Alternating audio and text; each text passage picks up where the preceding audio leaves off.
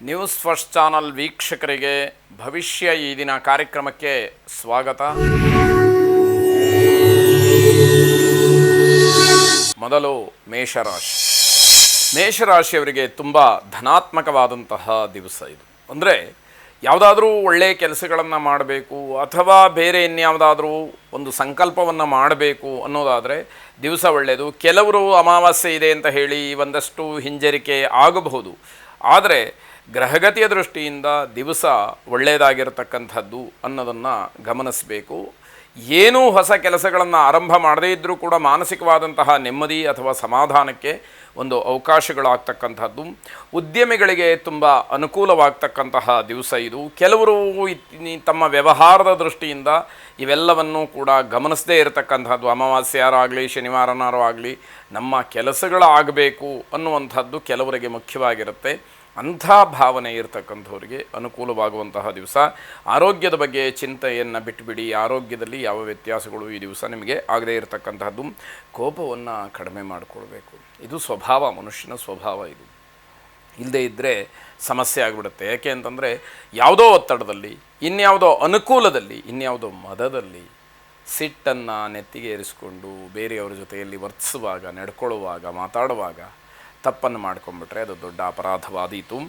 ಈ ದಿವಸ ವ್ಯವಹಾರಾದಿಗಳನ್ನು ಮಾಡಬೇಕಾದ್ರೆ ತುಂಬ ತಾಳ್ಮೆ ಇರಲಿ. ಆ ವ್ಯವಹಾರಗಳನ್ನು ಮನಸ್ಸಿಗೆ ಸಮಾಧಾನ ಇಲ್ಲ ಅಂತಾದಾಗ ಮಾಡಲಿಕ್ಕೆ ಹೋಗಬೇಡಿ ಅಂತ ಅರ್ಥ. ಮಕ್ಕಳಿಗೆ ಉತ್ತಮವಾದಂತಹ ತಿಳುವಳಿಕೆಯನ್ನು ನೀಡಿ ಮಕ್ಕಳನ್ನು ಸರಿಯಾದಂತಹ ರೀತಿಯಲ್ಲಿ ಬೆಳೆಸುವಂತಹ ಪ್ರಯತ್ನಗಳಾಗಲಿ.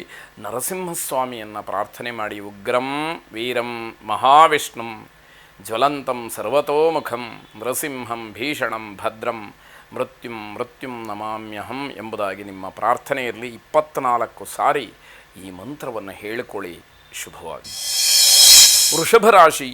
ಸಂತೋಷವಾಗಿರ್ತೀರಿ, ನೆಮ್ಮದಿಯನ್ನು ಕಂಡುಕೊಳ್ತೀರಿ. ಸಂತೋಷಕ್ಕೆ ನೆಮ್ಮದಿಗೆ ವಿಶೇಷವಾಗಿ ಹೇಳಿ ಮಾಡಿಸಿದಂತಹ ದಿವಸ ಇದು ಅನ್ನೋ ರೀತಿಯಲ್ಲಿ ಹೇಳಬೇಕು. ಅನುಪಯುಕ್ತವಾದಂತಹ ವಿಚಾರಗಳಲ್ಲಿ ಸಮಯವನ್ನು ವ್ಯರ್ಥ ಮಾಡಿಕೊಳ್ಬೇಡಿ. ಸಂತೋಷದಲ್ಲಿ ಸಮಯ ಹೋಗಿದ್ದು ಗೊತ್ತಾಗೋದಿಲ್ಲ. ಯಾವ ವಿಷಯ ಬೇಕು, ಯಾವುದು ಬೇಡ, ಇವೆಲ್ಲವೂ ಚರ್ಚೆಗೆ ಬರಬಹುದು. ಅನುಪಯುಕ್ತವಾದಂತಹ ವಿಷಯದಿಂದ ಸಮಯ ಹಾಳಾಗಿಬಿಡುತ್ತೆ ಅಂತ ಅರ್ಥ. ಯಾವುದೋ ಅಹಂಭಾವ ನಿಮ್ಮಿಂದ ದೂರ ಇರುವಂತೆ ಬೇರೆಯವರಿಗೆ ಪ್ರಚೋದನೆ ಮಾಡುತ್ತೆ. ಅಹಂಕಾರದ ಮಾತು, ಅಹಂಕಾರದ ರೀತಿಯಲ್ಲಿ ವರ್ತಿಸ್ತಕ್ಕಂಥದ್ದು, ಅಥವಾ ನಾನೇ ಎಲ್ಲವನ್ನು ತಿಳಿದಿದ್ದೇನೆ, ಎಲ್ಲವೂ ನನ್ನ ಹತ್ರ ಇದೆ ಅಂತ ಹೇಳಿ ತೋರಿಸುವಂಥದ್ದು ಇದೆಯಲ್ಲ, ಅದರಿಂದ ಒಂದಷ್ಟು ಜನ ದೂರ ಆಗ್ತಾ ಹೋಗ್ತಾರೆ. ಅವರ ವಿಶ್ವಾಸ ಕಡಿಮೆ ಆಗ್ತಾ ಹೋಗುತ್ತೆ. ಆತುರವಾದಂತಹ ನಿರ್ಧಾರಗಳನ್ನು ಮಾಡೋದಕ್ಕೆ ಹೋಗಬೇಡಿ. ದಿನ ಚೆನ್ನಾಗಿದೆ, ಕೆಟ್ಟ ನಿರ್ಧಾರಗಳನ್ನು ಯಾಕೆ ಮಾಡ್ತೀರಿ ಅನ್ನುವಂಥದ್ದು. ನಿಮ್ಮ ಕೈಯಲ್ಲಿ ಹಣ ಇದೆ, ಆದರೆ ಆತ್ಮೀಯರು, ಬಂಧುಗಳು ಅನ್ನುವಂಥವರು ಹತ್ತಿರದಲ್ಲಿಲ್ಲ. ಪ್ರಯೋಜನ ಏನು? ಎಲ್ಲರೂ ಕೂಡ ನಿಮ್ಮ ಜೊತೆಯಲ್ಲೇ ಇರಬೇಕಾದಾಗ ಯಾರೂ ಇಲ್ಲ ಅಂತ ಆದರೆ ಅದು ಕೂಡ ಒಂದು ರೀತಿಯ ಬೇಸರ ಆಗಬಹುದು. ಕಾನೂನು ರೀತಿಯಿಂದ ಹೋರಾಟ ಮಾಡುವಂತಹ ಕೆಲಸಕ್ಕೆಲ್ಲ ಜಯ ಸಿಕ್ಕತ್ತೆ. ಅಭಿಮಾನ ಇರೋದಿಲ್ಲ. ಯಾರು ಬೇಕಾದರೂ ಆಗಿರ್ಬೋದು, ಸ್ನೇಹಿತರಾಗಿರ್ಬೋದು, ಬಂಧುಗಳಾಗಿರ್ಬೋದು, ಆತ್ಮೀಯರೇ ಆಗಿರ್ಬೋದು. ಕಾನೂನಾತ್ಮಕವಾದಂತಹ ಹೋರಾಟ ಅಂದರೆ ಕಾನೂನಾತ್ಮಕವಾದಂತಹ ಹೋರಾಟವೇ. ಬಂಧುತ್ವಕ್ಕೆ ಅಲ್ಲಿ ಅವಕಾಶ ಇಲ್ಲ ಅಂತ ಅರ್ಥ. ತಾಪಸಮನ್ಯುವಿನ ಪ್ರಾರ್ಥನೆಯನ್ನು ಮಾಡಿ, ಎಲ್ಲವೂ ಕೂಡ ಶುಭವಾಗಲಿ. ಮಿಥುನ ರಾಶಿ. ನೀವು ಏನೇ ಕಷ್ಟಪಟ್ಟು ಕೆಲಸವನ್ನು ಮಾಡಿದರೂ ನಿಮ್ಮ ಪ್ರಿಯರು ಅಥವಾ ನಿಮ್ಮ ಬಂಧುಗಳು, ಮನೆಯವರು ನಿಮ್ಮನ್ನು ಹೊಗಳೋದಿಲ್ಲ. ಬಹಳ ಬೇಸರವಾಗುತ್ತಿದ್ದರಿಂದ ನಾನು ಇಷ್ಟೆಲ್ಲ ಕಷ್ಟಪಟ್ಟೆ, ಯಾರೂ ನನ್ನನ್ನು ಗುರುತಿಸಲೇ ಇಲ್ಲ ಅನ್ನುವಂತಹ ರೀತಿಯಲ್ಲಾಗುತ್ತೆ. ಶಾಂತಿಯುತವಾಗಿ ದಿನವನ್ನು ಕಳೀಬೇಕು. ಎಲ್ಲೂ ಕೂಡ ಅಶಾಂತಿಗೆ ಅವಕಾಶವನ್ನು ಮಾಡಿಕೊಳ್ಬಾರ್ದು ಅನ್ನುವಂಥದ್ದು ಬಹಳ ಎಚ್ಚರಿಕೆಯಿಂದ ಗಮನಿಸಬೇಕಾದಂಥದ್ದು. ನಿಮ್ಮ ತಪ್ಪುಗಳ ಅರಿವಾಗತ್ತೆ, ಅದನ್ನು ತಿಳಿದು ಸರಿಪಡಿಸ್ಕೊಳ್ಬೇಕು. ಕೇವಲ ತಿಳ್ಕೊಂಬಿಟ್ರಾಗಲಿಲ್ಲ, ಈ ತಪ್ಪನ್ನು ನಾನು ಮಾಡಿದ್ದೀನಿ ಅಂತ ನಿಮಗೆ ಗೊತ್ತಾದರೂ ಆಗೋದಿಲ್ಲ. ಆ ತಪ್ಪನ್ನು ಸರಿಪಡಿಸ್ಕೊಳ್ಬೇಕು, ತಿದ್ದುಕೊಳ್ಬೇಕು. ಆ ಪ್ರಯತ್ನಗಳು ನಡಿಬೇಕಾಗತ್ತೆ. ವಿದ್ಯಾವಂತರ ಜೊತೆಯಲ್ಲಿ ವಾದವನ್ನು ಮಾಡಿ ತಪ್ಪಿಗೆ ಸಿಗಾಹಾಕ್ಕೊಳ್ತೀರಿ. ವಿಷಯ ಗೊತ್ತಿರೋದಿಲ್ಲ, ನಾನು ತಿಳ್ಕೊಂಡಿದ್ದೇ ಸತ್ಯ ಅನ್ನುವ ಅಹಂ ನಿಮ್ಮನ್ನು ಕಾಡ್ತಾ ಇರುತ್ತೆ. ಆ ತಪ್ಪುಗಳನ್ನು ಮಾಡಬೇಡಿ. ಸ್ವಂತ ಬುದ್ಧಿ ಏನಿದೆ ಅದು ಕೆಲಸಕ್ಕೆ ಬರಲಿ.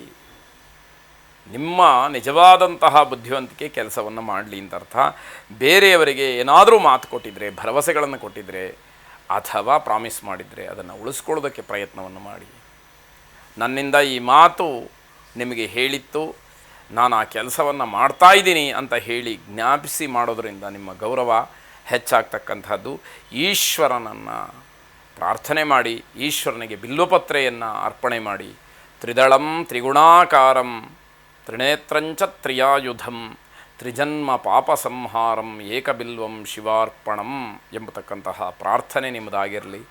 ಶುಭವಾಗಿ. ಕರ್ಕಾಟಕ ರಾಶಿ, ದೊಡ್ಡವರು ಒಳ್ಳೆಯ ವಿಚಾರಗಳನ್ನು ಹೇಳ್ತಾರೆ, ಮನಸ್ಸಿಗೆ ಸಂತೋಷವಾಗುತ್ತೆ. ದೊಡ್ಡವರ ಮಾತು ಸತ್ಯ ಅಂತ ಹೇಳಿ ಅನುಭವಕ್ಕೆ ಬರುವಂಥದ್ದಾಗತ್ತೆ. ಅಪೂರ್ಣವಾಗಿದ್ದಂತಹ ಕೆಲವು ಕೆಲಸಗಳು ಪೂರ್ಣವಾಗುವಂತಹ ಯೋಗ ಈ ದಿವಸದಲ್ಲಿ ಇದೆ. ಜನ ನಿಮಗೇನಾದರೂ ಮೋಸ ಮಾಡದೇ ಇದ್ದರೆ ತುಂಬ ಒಳ್ಳೆಯ ದಿವಸ.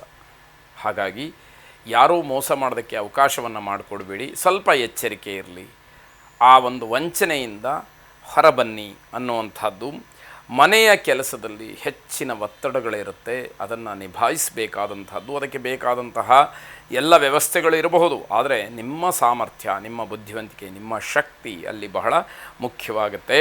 ಸಮಾಜದಲ್ಲಿ ಹೇಗಿರಬೇಕು ಅನ್ನುವಂತಹ ಗೊಂದಲ, ಅಂದರೆ ಯಾರ ಪರವಾಗಿರಬೇಕು, ಹೇಗೆ ನಡ್ಕೊಳ್ಬೇಕು ಅನ್ನುವಂಥದ್ದೇ ಗೊಂದಲಮಯವಾಗಿಬಿಡುತ್ತೆ. ಅಲ್ಲಿ ಸರಿಯಾದ ನಿರ್ಧಾರಕ್ಕೆ ಬರೋದಕ್ಕೆ ಅವಕಾಶಗಳೇ ಆಗೋದಿಲ್ಲ. ಪ್ರಾಮಾಣಿಕತೆಗೆ ಬೆಲೆ ಇಲ್ವೇನೋ ಅಂತ ಹೇಳಿ ಅನಿಸುವಂತಹ ದಿವಸ. ಖಂಡಿತವಾಗಿ ಪ್ರಾಮಾಣಿಕತೆಗೆ ಬೆಲೆ ಇದ್ದೇ ಇದೆ. ಆದರೆ ತತ್ಕ್ಷಣದಲ್ಲಿ ಅಥವಾ ನೀವು ಯಾವುದೋ ಒಂದು ಕೆಲಸವನ್ನು ಪ್ರಾರಂಭ ಮಾಡಿದಾಗ, ಯಾವುದೋ ವ್ಯಕ್ತಿಯ ಎದುರಿನಲ್ಲಿ ನಿಂತು ಮಾತಾಡುವಾಗ ನಿಮಗೆ ಆ ರೀತಿ ಅನ್ನಿಸಬಹುದು, ಆದರೆ ಅದು ಸುಳ್ಳು. ಈ ಪ್ರಾಮಾಣಿಕತೆಗೆ ನಿಧಾನವಾಗಿ ಆದರೂ ಕೂಡ ಒಳ್ಳೆಯ ಬೆಲೆ ಇದ್ದೇ ಇದೆ ಅಂತ ಅರ್ಥ. ಇಷ್ಟ ದೇವತಾ ಪ್ರಾರ್ಥನೆಯನ್ನು ಮಾಡಿ. ಶುಭವಾಗಿ.